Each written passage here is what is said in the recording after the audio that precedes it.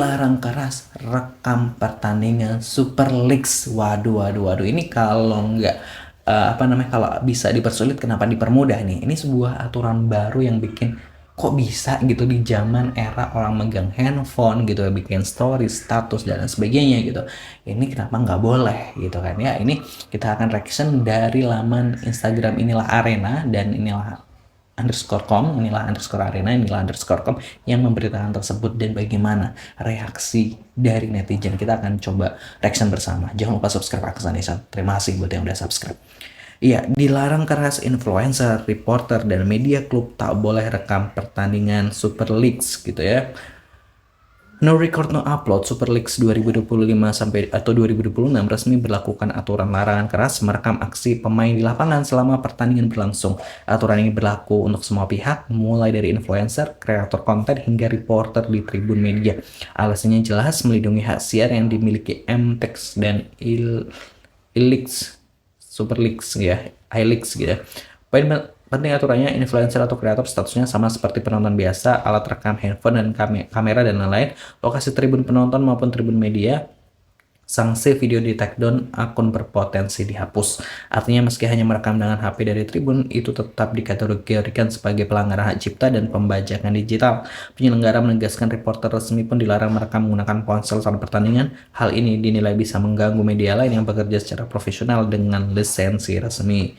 Jadi kalau nonton langsung ke stadion, kamera dan HP cuma buat dokumentasi pribadi, bukan untuk upload momen pertandingan di media sosial. Lah kan kalau direkam kan sebenarnya buat story ya buat sosial media. Ini gimana ya, gue juga bingung gitu.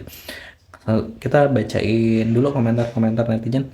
Ya udah, mending nonton dari rumah aja, nggak usah ke stadion gitu. Presiden Liga gimana gitu.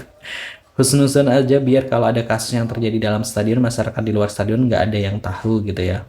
Mafia gitu, agar pengaturan skor aman gitu ya. Karena kualitas kamera liga tak sebagus kamera handphone gitu ya. Hanya di Indonesia apa-apa yang mudah dibuat susah gitu ya. Bubar aja dah di stadion, mending nonton TV aja. Larangan adalah perintah gitu.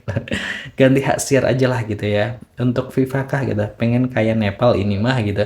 Takut kalah saing sama kamera HP gitu. Biar aman lempar sepatu gitu ya. Nonton TV aja udah gitu.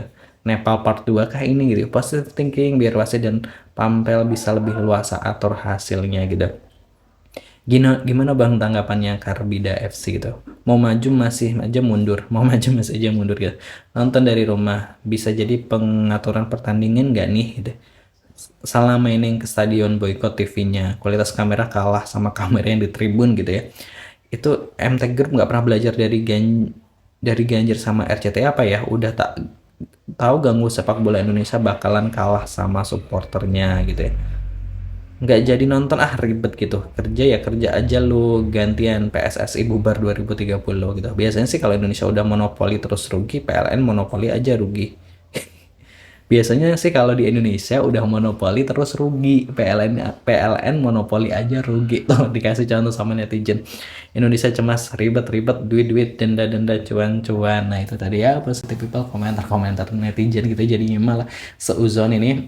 Kalau kita lihat dari sisi penyelenggaranya gitu kan, MTech gitu kan, dia bilang ini adalah soal hak siar dan hak siar, hak cipta lah gitu kan ya dalam pertandingan tersebut. Tapi kan ini kan eranya udah handphone gitu kan. Toh kalau netizen ini ngambil gambarnya juga nggak full ya, maksudnya bukan full pertandingan yang disiarkan di handphonenya gitu, full pertandingan bukan kan, tapi kan paling klip-klip gitu kan ya, cuplikan-cuplikan gitu kan ya, seperti itu yang mereka dapatkan ketika ada momen seru di lapangan. Nah ini gimana sih gitu, malah jadinya kayak gimana sih orang-orang sekarang bawa handphone semua gitu kan. Terus kalau kita dokumentasi pribadi tuh gimana, maksudnya kayak nggak boleh di post. Nah itu gimana nih, jadi kita rekam, coba dilihat sendiri gitu kan. Biasanya kan kita share ke teman-teman yang lain lewat sosial media. Nah ini gimana nih kalau menurut positif pendapatnya?